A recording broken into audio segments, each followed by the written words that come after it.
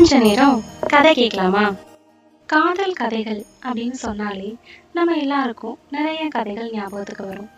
அதுல ஒருத்தங்களோட உண்மையான கதையை தான் இன்னைக்கு கேட்க போறோம்.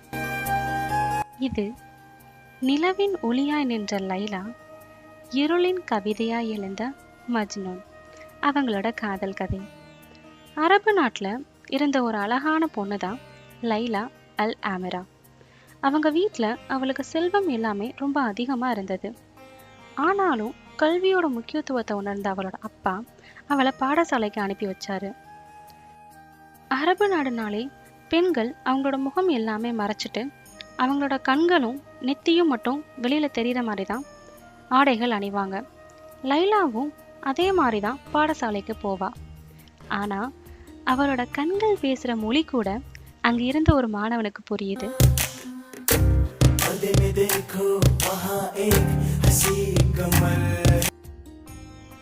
அவனோட பேரு தான் கேசபன் அல் முல்லாவா.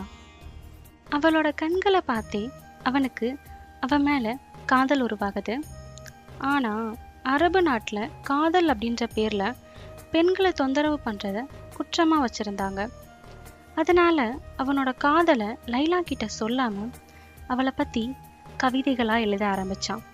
அவன் எழுதுற கவிதைகளை பார்த்த அவனோட நண்பர்கள் எல்லாமே அவனை மஜ்னூன் அப்படின்னு செல்லமா விளையாட்டா கூப்பிட ஆரம்பிச்சாங்க. மஜ்னூன் அப்படின்னா பைத்தியக்காரன் அப்படின்றது தான் மீனிங். அவன் லைலா மேல வச்சிருந்த காதல் அந்த மாதிரி இருந்திருக்கு. கொஞ்ச நாள் போக போக அவன் எழுதுற கவிதை எல்லாருக்குமே தெரிய வருது. ஊர்ல உள்ள எல்லாருமே அவனை மஜ்னூன் அப்படின்னே கூப்பிட ஆரம்பிக்கிறாங்க. இது லைலாவுக்கும் தெரிய வருது. அவளும் அவளுக்காக எழுதின கவிதை எல்லாமே படிக்கிறா.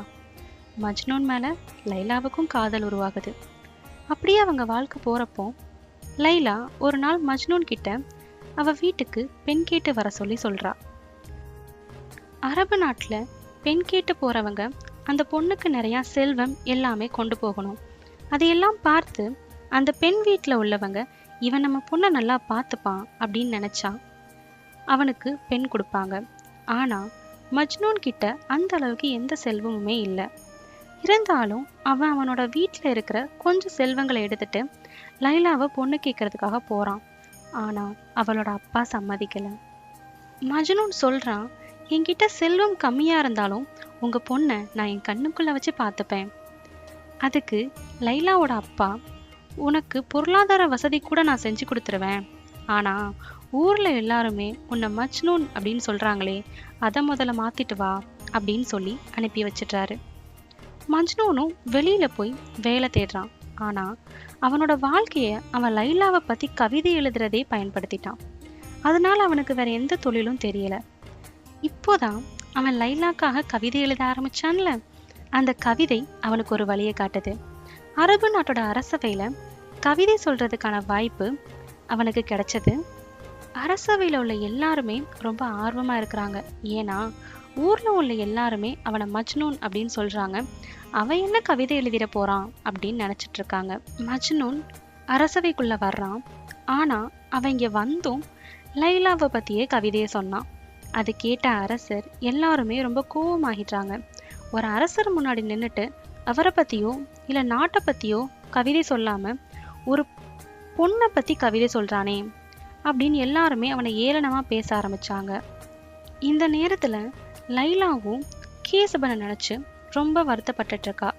அப்போ அந்த ஊர்லயே செல்வம் அதிகமா இருக்கிற ஒருத்தர் லைலாவை பொண்ணு கேட்டு வர்றாரு.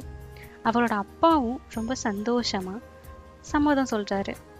ஆனா இங்க லைலாவோட மனசு ரொம்ப உடைஞ்சு போயிருந்தது. ஆனா அவ பக்கம் சொல்றதுக்காக எந்த ஒரு நியாயமுமே இல்லை. அதனால வேற வழியே இல்லாம அவளோட அப்பா சொன்னவரை திருமணம் செஞ்சுட்டு ஈராக்கு போயிடுறா. லைலாவோட திருமணத்தை பத்தி கேசபனோட நண்பர்கள் அவன்கிட்ட வந்து சொல்றாங்க. அதை கேட்ட கேசபன் மனமுடைஞ்சு போயிடுறான். ஊர்ல உள்ள நண்பர்கள், சொந்தக்காரங்க எல்லாருமே விளையாட்டா கூப்பிட ஆரம்பிச்ச பேர் மஜ்னூன், அது இப்போ உண்மையாவே ஆயிடுச்சு.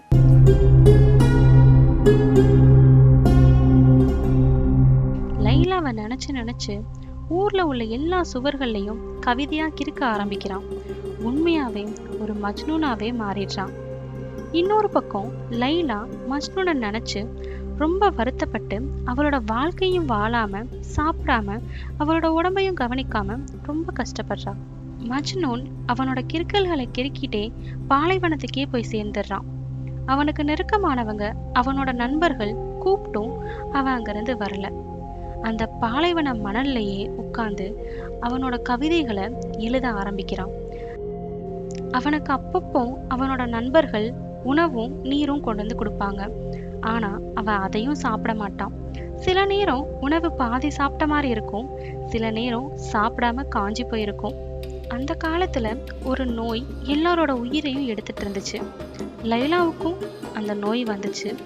ஆனா அவளை பார்த்துக்கவும் இல்லை, அந்த நோய் சரி பண்றதுக்காக அவ ஒத்துழைக்கவும் இல்லை.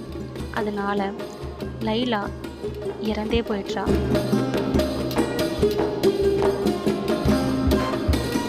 கடைசியில அவளோட இறந்த உடல் மட்டுமே அவளோட ஊருக்கு வருது. அவளை கல்லறையில புதைச்சிடுவாங்க.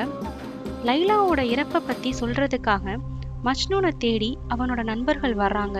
ஆனா மஜ்னூன் அந்த இடத்துல இல்லை. எல்லாரும் அவன் இறந்திருப்பான், இல்லைன்னா அந்த பாலைவன மணல்லையே புதைஞ்சு போயிருப்பான் அப்படின்னு நினைச்சிட்டு அங்கிருந்து போயிடுறாங்க. 1 வருஷம் ஆயிடுச்சு. லைலாவோட கல்லறைக்கு அஞ்சலி செலுத்துறதுக்காக லைலாவோட வீட்டுல இருந்து எல்லாரும் வர்றாங்க.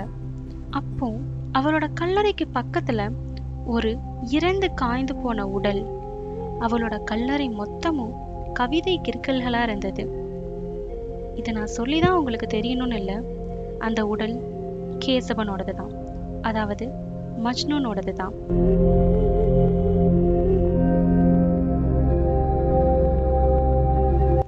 இதை கேள்விப்பட்ட அவனோட நண்பர்கள் அங்க வந்து பாக்குறாங்க. அந்த கல்லறையில இருந்த வரிகள் என்னன்னு தெரியுமா? நான் இந்த சுவர்களை அணைத்துக் கொள்வேன், இந்த சுவர்களுக்கு இடைவிடாது முத்தமிடுவேன். இதை தாண்டி இதற்குள் இன்னும் எத்தனை சுவர்கள் இருந்தாலும் அவற்றிற்கும் முத்தமிடுவேன். அதற்காக இந்த சுவரை நான் காதலிக்கிறேன் என்று நினைத்து விடாதீர்கள். நான் இந்த சுவர்களை காதலிக்கவில்லை, இந்த சுவற்றிற்குள் உறங்கிக் கொண்டிருக்கும் என் இதயத்தை தான் காதலிக்கிறேன். இந்த கவிதையில மட்டும் இல்ல, மஜ்னூன் எழுதின எல்லா கவிதையிலையுமே அவன் லைலாவை என் இதயம் அப்படின்னு தான் சொல்லியிருப்பான். மறுபடியும் இன்னொரு கதையில பார்க்கலாம்.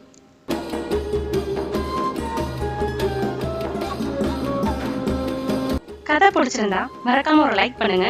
For more updates, please share and subscribe.